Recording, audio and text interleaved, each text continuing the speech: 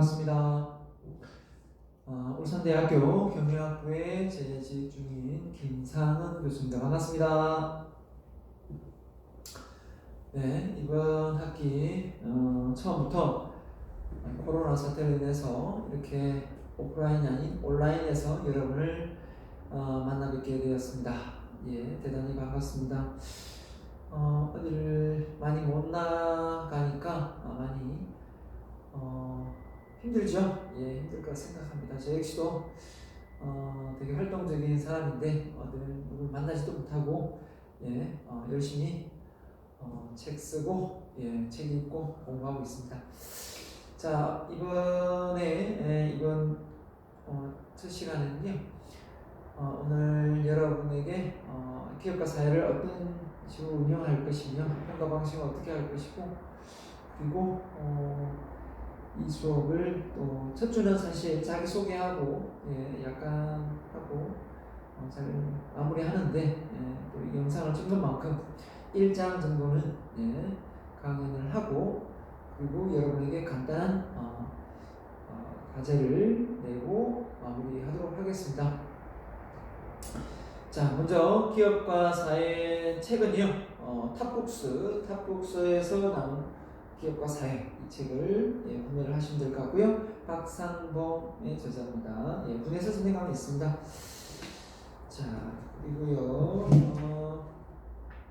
강의 계획서 다 출력해 보면 되겠죠. 강의 계획서 보면 가장 중요한 게 이 수업의 운영 방식인데요. 사실 2시간 강의이지 않습니까? 그래서 이 2시간 동안 계속 이론적인 어떤 수업만 하면 사실 지겹습니다. 기업과 사회 딱딱한 학문이기도 하고요. 네. 그래서 저는 온라인 할 때는 이렇게 주입식으로 할 수밖에 없겠지만, 오프라인 할 때는 조를 편성해서 기업과 관련된 있는 다양한 사례들을 조 편성해서 팀 프로젝트로 이렇게 과제를 내려고 합니다. 이렇게 해보면요, 다들 이렇게 재밌어 합니다. 그 사례들 내용을 또 발표 내용을 보고 또 토론을 하고 하다 보면 재밌거든요. 자, 뭐 어떤 조별 활동을 할 거냐면요, 특히 어려운 건 없습니다. 기업을 분석하는 건데요, 잘 되는 기업은 잘 되는 기업, 안 되는 기업은 안 되는 기업인데, 근데 기업이 여러 가지 많지 않습니까? 사기업도 있고 공기업도 있고 또 여러 가지 각자 관심 분야에 또 기업이 있더라고요. 그래서 그걸 조 편성해서 그 조원이 좋아하는 어떤 기업을 선정합니다. 그래가지고 처음에는 각자가 좋아하는 어떤 기업에 대해서 사례 조사를 하고, 그 속에서 이제 다수가 원하는 기업을 하나 선정해서 분석해 보는 거죠. 예, 그 분석하는 방법은 차츰 제가 강의 중에 소개를 하도록 하겠습니다. 그렇게 이제 2시간 강의지만 처음에는 이렇게 강의를 좀 하다가 이제 1시간은 제가 강의를 하고 1시간은 여러분이 조별 과제로 해서 이렇게 사례 발표를 하면 지겹지도 않고 재미있게 강의를 마무리할 수 있었던 것 같습니다. 네, 그렇게 진행을 하도록 하겠습니다. 그리고 중간고사, 기말고사가 있는데 중간고사는 치지 않습니다. 중간고사는 안 치고 기말고사만 치겠습니다. 그래서 그 성과평가 방법은요, 예, 강의 객석으로 나와 있으면 출석 20%, 중간고사 없고요. 기말 그 대신 40%입니다. 리포트 10, 발표 10, 그 다음에 통 프로젝트 해서 20입니다. 예, 이렇게 해서 여러분의 학점을 평가하도록 하겠습니다. 자, 이렇게 하면 무리 없이 이번 학기 마무리할 수 있을 것 같고요. 수강 인원이 이렇게 많은 걸로 알고 있습니다. 예, 그래서 여러분에게 어떻게든 좀 더 조언들이 많이 힘을 모아서, 그죠? 예, 좀 재미있게. 제가 수업 방식을 주입식으로 이렇게 하는 걸 별로 안 좋아합니다. 토론식으로 하는 걸 좋아하고요. 그리고 수업의 어떤 내용을 교양 과목이지 않습니까? 교양 과목이기 때문에 이 과목이 전공처럼 딱딱하게 하면 재미없고요. 또 그렇다고 해서 너무 교양이라 해서 너무 또 가볍게 가면 남는 게 없습니다. 그래서 그 중간 정도로 해서 뭔가 실용 학문으로 좀 자리매김을 하고 싶습니다. 그렇죠? 뭐 들었는데 학점만 받고 끝나는 것이 아니라 정말 이 과목을 들었더니 뭔가 내 머릿속에 딱 남는 게 있더라 하는 것점은 좀 머릿속에 강하게 인식을 좀 시키고 싶고요. 그리고 이 기업과 사회를 가르치면서 책 내용 속에 좀 더 이 부분은 좀 강조해야 되겠다, 이 부분은 꼭 알고 넘어갔으면 좋겠다 하는 부분을 제가 강조를 많이 할 겁니다. 그 부분이 또 중요하다고 제가 말을 할 겁니다. 그럴 때 발표해놓고 그 부분이 나중에 시험에 나올 확률이 높으니까요. 여러분 스스로가 좀 이렇게 체크를 해놓으면 참 좋을 것 같습니다.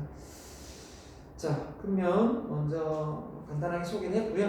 네, 여러분에게 오늘 강의 1장 내용을 한번 들어가 보도록 하겠습니다. 자, 전체 강의 큰 틀이네요. 기업과 사회 이 책 내용의 큰 틀입니다. 총 4부로 구성되어 있습니다. 첫 번째 보면 기업과 사회, 기업과 사회 안에 개념에 대한 부분이 나오겠고요.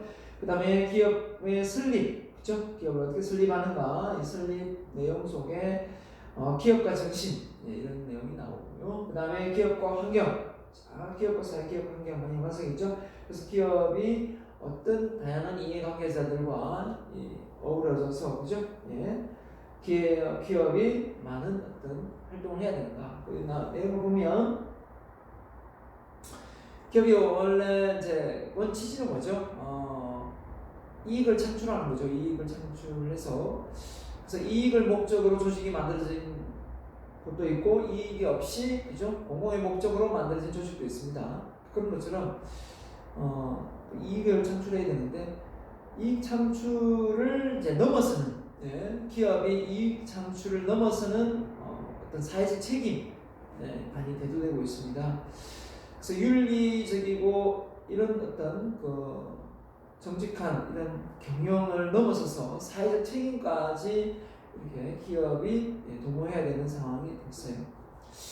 왜 이렇게 기업이 어떤 활동 범위가 이렇게 넓어졌는가 이렇게 보면, 사실 기업은 우리나라 제일 잘 나가는 기업이 뭡니까? 삼성이죠. 삼성, 현대 이렇게 나와 있는데 SK부터 시작해서 많이 있지만 롯데 기업이 어떻게 보면 나라가 경제가 성장하고 또 기업이 어떻게 보면 그 나라의 대표적인 어떤 얼굴 마당 정도 됩니다. 그 정도로 기업이 성장하면 성장할수록 그 나라가 발전하는 건 당연한 거예요. 맞죠? 그래서 이 기업이 가지고 있는 이미지가 상당히 많은 부분을 영향을 줍니다. 최근에 그 코로나 사태로 인해서 알리바바 마윈이 은퇴는 했지만 우리나라에 그 마스크를, 그죠? 100만 장인가요? 이렇게 제공을 했다라는 얘기를 들었습니다. 저는 들었는데 사실 알리바바라는 그 기업을 어떻게 보면 홍보하는 어떤 방법도 되겠고요. 그 목적으로 한 건 아니겠지만 그만큼 그 사람의 영향력이, 그 한 개인의 기업의 영향력이 그 나라, 중국이라는 나라 전체의 이미지를 돋보이게 하는 그런 것처럼, 만약에 우리나라의 삼성이, 그렇죠? 어떤 불미스러운 일로 만약에 좀 있었죠. 삼성이 박근혜 정부와 함께 손을 잡고 하다 보니까 사실 불미스러운 일이 있었는데, 그런 어떤 정경 유착을 통해서 그 기업의 이미지가 나빠지고, 만약에 이재용 회장이 구속이 됐거나 이런 상황이 됐을 때 그 잘 나가는 삼성이 이미지가, 그죠? 이렇게 실추될 때 그 나라 전체의, 우리나라 전체의, 그죠? 이미지가 실추되는 그런 상황까지 벌어집니다. 그만큼 기업이 가지고 있는 이 사회적 책임이 그냥 단순히 그냥 기업을 운영한다, 직원들 복지를 도모한다, 이런 차원을 넘어서는 것 같습니다. 그래서 이 기업이 경제 체제하에 나라 전체가, 그죠? 많이 좌지우지되기 때문에 기업이 갖는 어떤 사회적 책임은 앞으로 가면 갈수록 더 힘이 커지지 않을까라는 개인적인 생각도 있습니다. 그래서 어떻게 보면 여러분이 어느 공기업을 들어가든 아니면 공무원이 되든 어느 부분의 조직에 소속될 건데요. 그 소속되어 있는 상황 속에서 내가 가지고 있는 어떤 책임감 이거 무시 못하거든요. 예, 그래서 여러분이 이 기업과 사회 과목을 배움으로 해서 어떤 조직 속에 몸을 담게 되지 않습니까? 그런 걸 배우게 될 텐데 그럴 때 내가 어떤 역할, 책임을 다해야 되는지 그런 부분도 한번 생각을 해보고 또 배워보도록 하겠습니다. 자, 한번 가보겠습니다. 네, 그래서 일단 기업의 경영, 기업 경영에 관련되어서 마지막에 이렇게 나와 있는데 중간에 이 부분은 좀 건너뛰어도 되겠다는 부분은 좀 건너뛰고 가도록 하겠습니다. 이 다 하면 사실 15장까지 다 나갈 수 있으면 이론 수업으로 하면 다 나갑니다. 2시간 빡빡하게 하면 다 나가는데 여러분이 조별 활동을 하게 되면 이 수업지는 다 못 나갑니다. 그럼 조별 활동 하지 말고 그냥 이론 수업을 계속 할까요? 예. 그렇게도 제가 많이 했었습니다. 제 강의 경력이 한 20년 되는데요. 그렇게 많이 했었어요. 근데 그때 제가 평가를 계속 받지 않습니까? 여러분에게 평가를 받는데 그 평가에서 좋게 평가가 안 나오더라고요. 혼자 떠들고 여러분은 계속 주입식으로 받고 고등학교 때 배웠던 그 수업 방식하고 일맥상통하거든요.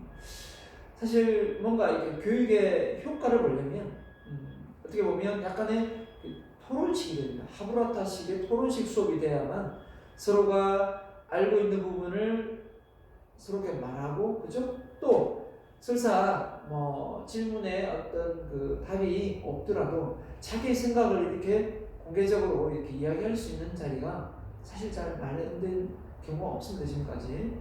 그런데 우리나라 교육에서 그걸 사실 좀 일방적인 주입식 어떤 수업 방식 때문에 그렇지 않나 생각하는데 사실 인생에 정답이 있는 것도 있지만 정답이 없는 게 많지 않습니까?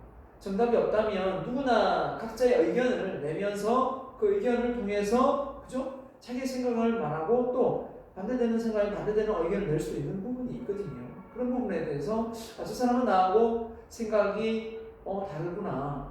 그러면 저 사람 틀렸네. 이렇게 생각하면 사실 힘듭니다. 토론은 힘들어요. 토론은 말 그대로 토론입니다. 서로가 각자의 생각을 의견을 개진하고 그 속에서 각자의 생각이 다르구나를 인식하고 그 속에서 공통된 부분을 찾아서 조율해 나가는 거거든요. 그렇지 않습니까? 그래서 사회가 일방적으로 누구의 한 지시에 의해서 계속 이렇게 가면 그 CEO가 그 조직이 운영하는 CEO가 민주적이라고 볼 수 없거든요. 공산주의죠. 그걸 원하지는 않지 않습니까? 그렇기 때문에 수업 방식도 많이 바뀌어야 된다고 생각합니다. 사실 앞으로 더 많이 진행되면 저는 이 교과서, 교재 이 선정하는 부분도 교재를 선정한다 이런 부분도 각자가 교재를 선정해서 각자가 공부하고 각자가 공부한 교재에 관련 그 대신 기업과 사회 관련 교재겠죠.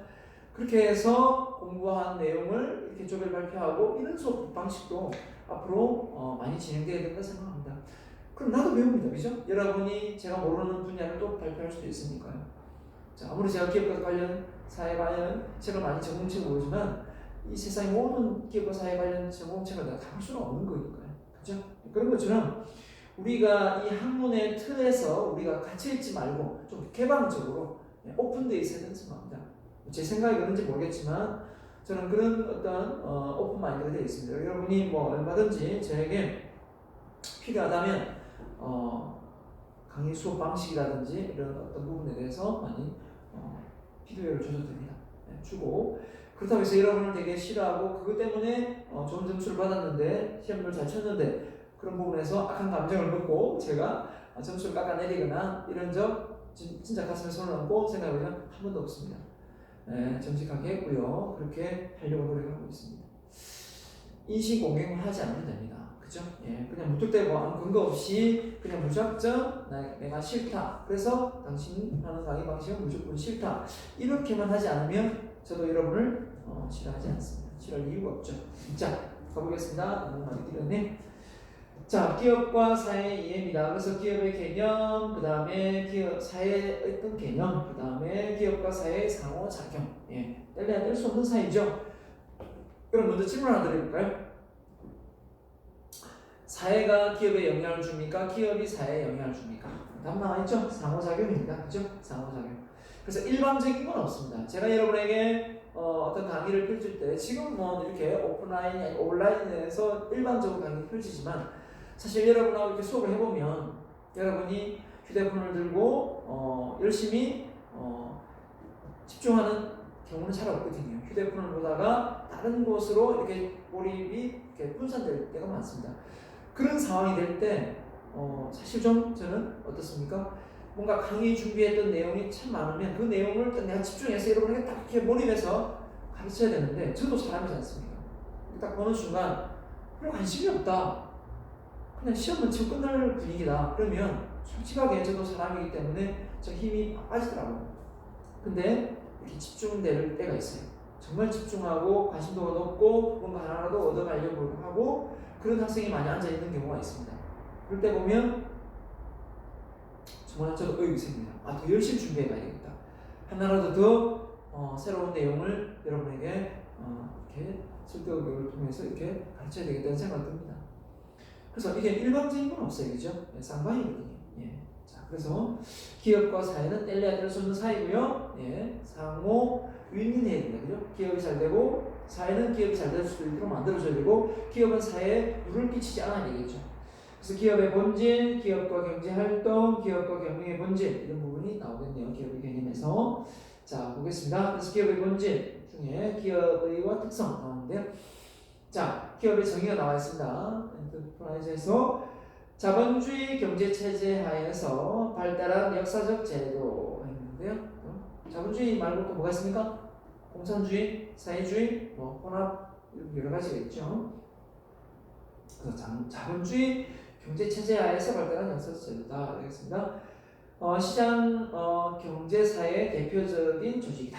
그래서 하나의 그냥 조직에 속합니다. 조직이 큰 개념이라는 거죠. 조직이라고 하면 뭐 여러 학교도 있고 교회도 있고 그죠? 정부도 조직이죠. 있고 여러 가지 공기업 조직 다 조직이지 않습니까? 그래서 기업도 그 속에 하는 대표적인 시장의 어떤 경제사의 대표적인 조직이 되는 겁니다. 특성을 볼까요? 네, 기업 특성입니다. 국민 경제 성장을 촉진시킨다. 그래서 국민 경제 성장 기업이 좋은 제품 많이 만들어서 그 제품을 해외 수출해서 그죠? 그래서 많은 이윤을 창출하면 그 이윤이 다 어디 갑니까? 종업원들의 월급으로 가죠. 또 그걸 또 많이 벌었으면 또 세금을 내죠. 그럼 정부가 세금을 많이 세수가 걸치면 또 많이 저소득층에게 또 많이 보급이 되겠죠. 예. 그래서 경제 성장 촉진시키고 연속적인 실체다. 예. 하면 안 되겠죠. 계속 지속적으로 갈 수 있습니다. 그죠? 가야 되는 거죠. 예. 그래서 이 지속적인 연속적인 실체가 되려면 이 시스템이라는 게 뭡니까? 체계적이 운영되는 거지 않습니까? 뭔가 중구난방식이 아닌 이 시스템이 이 조직에 잘 이렇게 묻어놔야 되겠죠. 그래서 공동으로 일치된 목표 달성을 위한 협동 시스템을 갖는 조직이다. 그래서 공동의 일치된 목표 달성. 한마디로 기업의 CEO가 법인으로 그죠? 뭐 개인 기업은 좀 다르겠지만 법인으로 회사를 설립했다면 그죠? 목표가 개인의 사익을 위해서 목표를 설립하면 안 되겠죠. 그죠? 그 돈으로 뭐 자기가 필요한 땅을 산다든지 그죠? 공장 부지가 지어져야 되는데 그죠? 그러면 안 되겠죠. 그래서 공동의 목표 달성을 위해서 협동 시스템을 갖는 조직체다. 네, 협동입니다. 그래서 21세기의 가장 중요한 핵심 키워드가 뭐냐 이렇게 많이 묻는데요.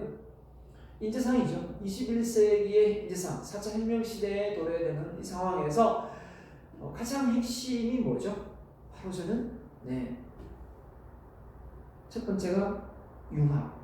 융합이라는 단어를 정말 알아야 돼요. 융합과 두 번째가 소통의 상이죠. 그 전까지는 많이 뭐 창의성이니 뭐 그죠? 그 전까지는 열정이니 뭐 이런 게 있었거든요. 근데 요즘에 왜 이 융합과 소통을 중요시 할까? 4차 혁명 시대에 융합이라는 것은 정말 많은 아이디어를 만들어내고 또 많은 이 시너지 효과를 낼 수 있는 부분이 참 많습니다. 그 융합을 함께 만드는 요소가 바로 네트워크, 그죠? SNS의 발달이죠. 여러분이 사실은 예전보다 소통할 수 있는 루트는 많잖아요. 예전에는 사람을 만나고 아니면 전화 통화를 해야만 만났지만 지금은 이 문자로 SNS를 통해서 얼마든지 그죠? 페이스북이니 인스타그램이니 그죠? 많이 할 수 있는 공간이 많잖아요. 블로그니 카페니 밴드니 다양한 분야의 이 문자를 통해서 내가 가지고 있는 어떤 이 기질적인 부분을 다 드러낼 수가 있거든요. 그런 부분이 기업 내에서 들어가서도 이게 협동으로 많이 사내에 그죠? 또 소통하는 통신 업체가 또 따로 있을 거고요. 아무튼 그래서 이 상호 협동을 더 기반으로 한다 보면 되겠고요. 그래서 시너지 효과를 발휘하는 가능한 조직체다. 시너지가 뭔가요? 원래 1 플러스 1이 2잖아요. 1 플러스 1이 2 아니라 4, 5, 6, 10이 될 수도 있다는 거죠. 그만큼 서로 상호 협력하면 그만큼 생산성의 어떤 부가가치가 커진다는 겁니다. 그래서 혼자 했을 때 힘은 약하지만 여러 개의 힘이 합쳐졌을 때, 여러 사람의 힘이 합쳐졌을 때 그 시너지 효과는 배가 되는 거거든요.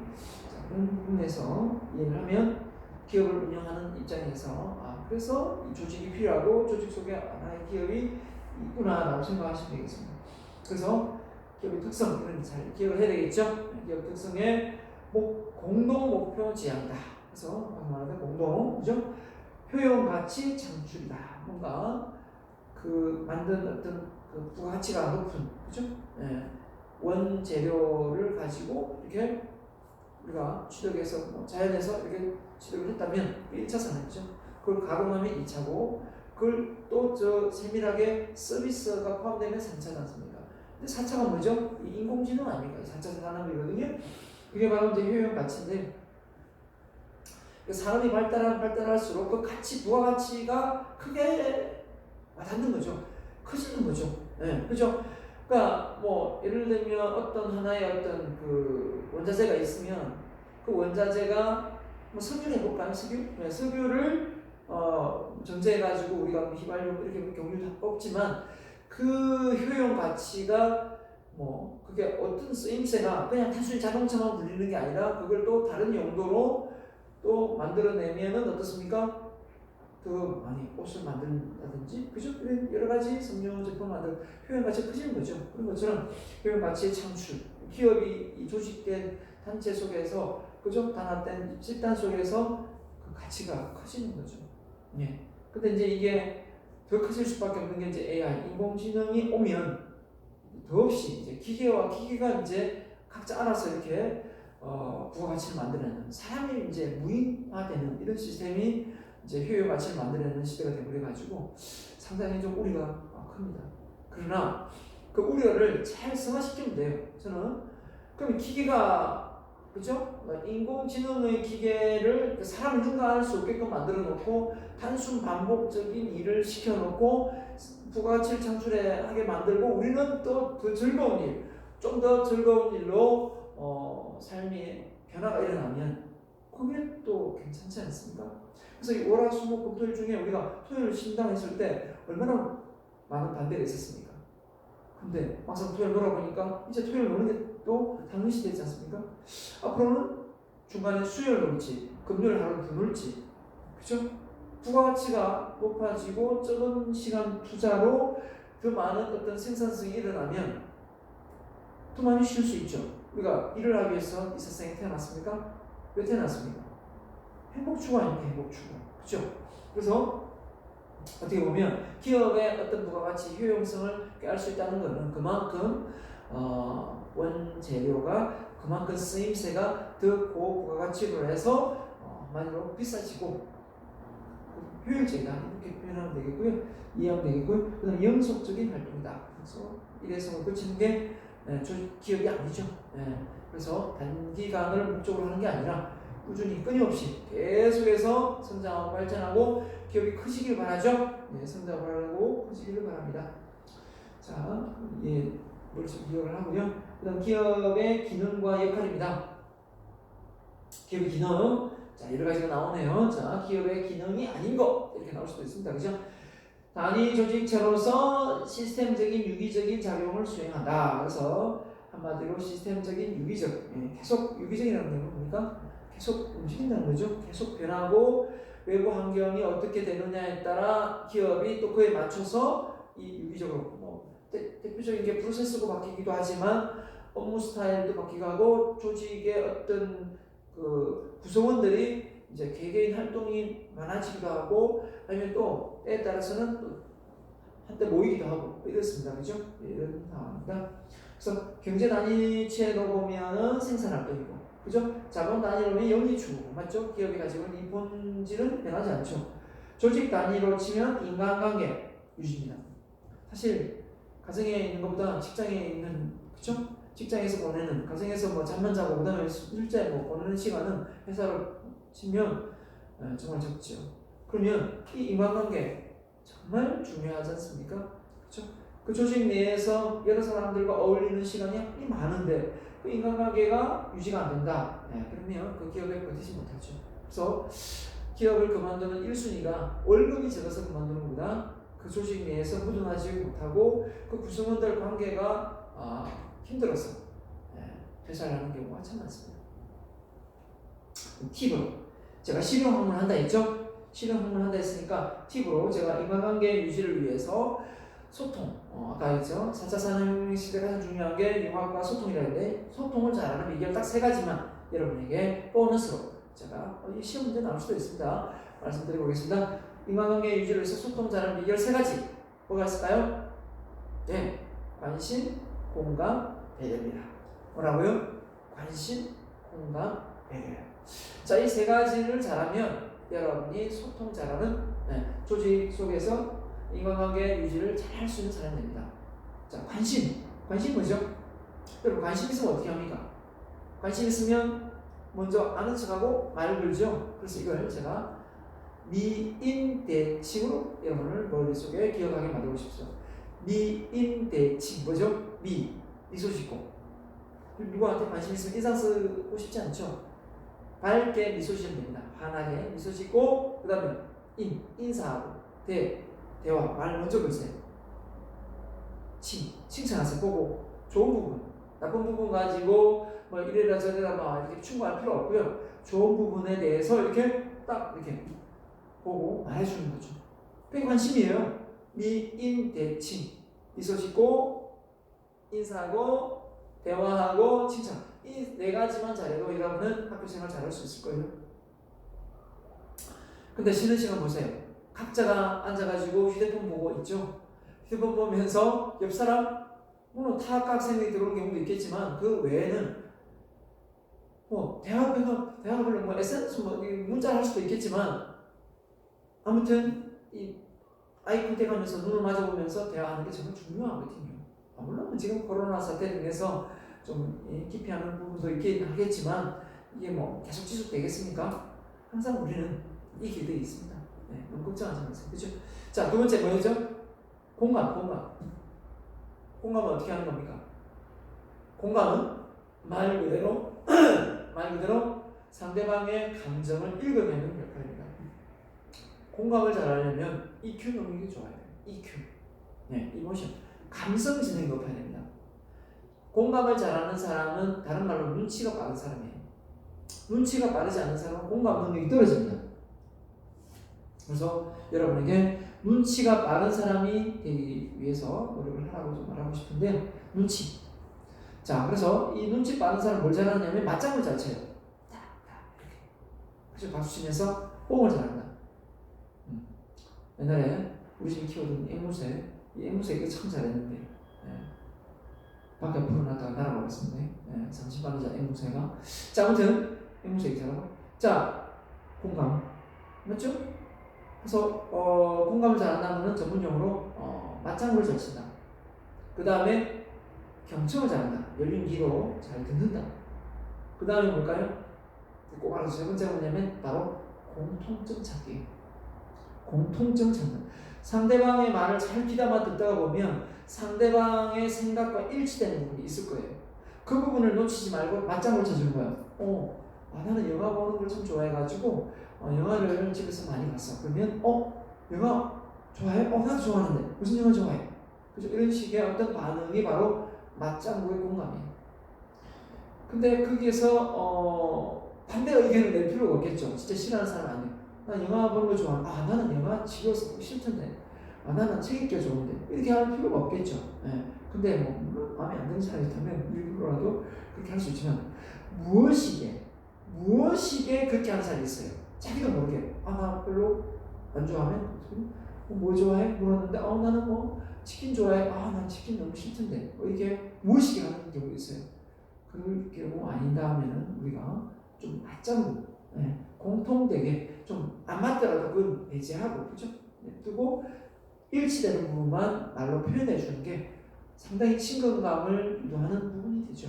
그렇지 않으면 그 사람 싫어져. 맞죠? 자, 다시 합니다. 공감 잘하려면 먼저 맞장구 치고 잘 경청하고 공통점을 찾아야 된다. 공통점. 맞죠? 그 다음에 세 번째가 뭡니까? 배려입니다. 배려. 관심, 공감, 배려. 배려. 뭐죠? 배려는 바로 양보입니다. 내가 손해보는 거예요. 기대하지 않는 겁니다. 이게 바로 배려입니다. 자, 여러분이 밥을 많이 샀습니까? 밥을 많이 얻어먹었습니까? 얻어먹었습니까? 그럼 배려를 안 하신 거예요. 많이 사줬습니까? 배려를 많이 한 겁니다. 문자를 많이 받았나요? 문자를 많이 보냈나요? 많이 받았어요? 배려를 안 한 겁니다. 자, 볼까요? 여러분의 부모님이 여러분을 위해서 희생을 많이 했나요? 여러분이 부모님을 위해서 희생을 많이 했나요? 여러분이 받은 게 많죠? 아직까지는? 그럼 여러분은 부모님한테 많은 배려를 받은 거예요. 나중에 나이가 들면 모시라고까지는 하지 않겠습니다. 모시지 않더라도 부모님을 위해서 내가 할 수 있는 한 경제적 여건이 되든 안 되든 작은 부분에 대해서 배려를 해야 됩니다. 그게 자식된 도리입니다. 알겠죠? 자, 인간관계 유지. 제가 조금 역으로 썼습니다만은 이게 썼다고 보지는 않습니다. 다른 교수들한테는 이런 내용을 들을 수 없거든요. 왜냐하면 제가 이런 쪽에 관심이 많아서 외국에 강의 많이 나가고 있습니다. 자, 상생 단위 체제, 그죠? 이해관계자의 조합이다. 그래서 기업이 혼자 이렇게 운영하는 것이 아니라 많은 이해관계자가 있지 않습니까? 그런 분들 대부분 이제 현대자동차를 예를 들면 많은 밴드 회사가 있습니다. 2,000개 가까운 밴드 회사가 있다고 하는데요. 근데 막 납품 단가를 막 후려쳐서 그죠? 이익을 취하려는 그런 경향을 보이는 삼성도 마찬가지로 많이 이슈가 됐죠. 사실 자동차가 지금 새로운 자동차 나오지 않습니까? 새로운 자동차 나오는데 자동차 가격이 올라가면 내려갑니다. 가격이 만약에 내려간다면 납품 단가를 나중에 받겠죠. 그런데 자동차의 가격은 올라가는데 납품 단가를 후려쳐서 낮춘다. 그러면 진짜 어떻게 되겠습니까? 중소기업에 다니는 월급 받는 사람은 또 대기업 현대 다니는 사람들하고 월급 차이가 계속 생길 수밖에 없습니다. 납품 단가를 후려쳐서 월급이 적어지는 거하고 똑같거든요. 그렇기 때문에 어떻게 보면 기업이 상승하려면 현대자동차가 잘 팔리면 그 많은 중소기업의 밴드 회사들의 어떤 실적이 올라가서 같이 윈윈해야 됩니다. 그렇지 않습니까? 그렇지 않고 우리는 너무나 갭이 크기 때문에 대기업을 들어가려고 하지 중소기업을 안 들어가려고 합니다. 그래서 이 갭을 빨리 줄여내는 것이 참 중요합니다. 그 갭을 줄이는 게. 맞죠? 그래서 중소기업하고 대기업하고 이 월급 차이가 좀 적어보세요. 중소기업 들어가려고 하죠. 그래서 이제 최저임금을 자꾸 끌어올리려고 하는 겁니다. 정부에서. 그게 잘못됐다는 건 아니에요. 그게 맞아요. 그렇게 가야 됩니다. 하지만 그게 너무 급하게 가면 기존에 있는 중소기업, 소상공인 기업들이 나가 떨어지는 거예요. 그죠? 직원들 내보내야 되는 거예요. 천천히 국민의 경제 성장을 보면서 이렇게 천천히 가야 되는데 갑자기 6천 하다 5천 하다 6천 가 6천 7천 7천 8천 8천 만원 그렇게는 힘듭니다. 만원 올리려다가 지금 8천 그죠? 600 얼마입니까? 자, 중요한 건 우리가 알고 가야 됩니다. 그죠? 기업은 절대 혼자가 아니다. 상생단이다. 상생. 여러분 나중에 기업을 운영하다가도 상생이라면 같이 윈윈해야 된다 이겁니다. 그 다음에 시스템 단신화. 그래서 환경에 적응해야 된다. 적응하지 못하는 시스템 조직은 망한다. 맞죠? 예, 그래서 계속 유기적인 작용으로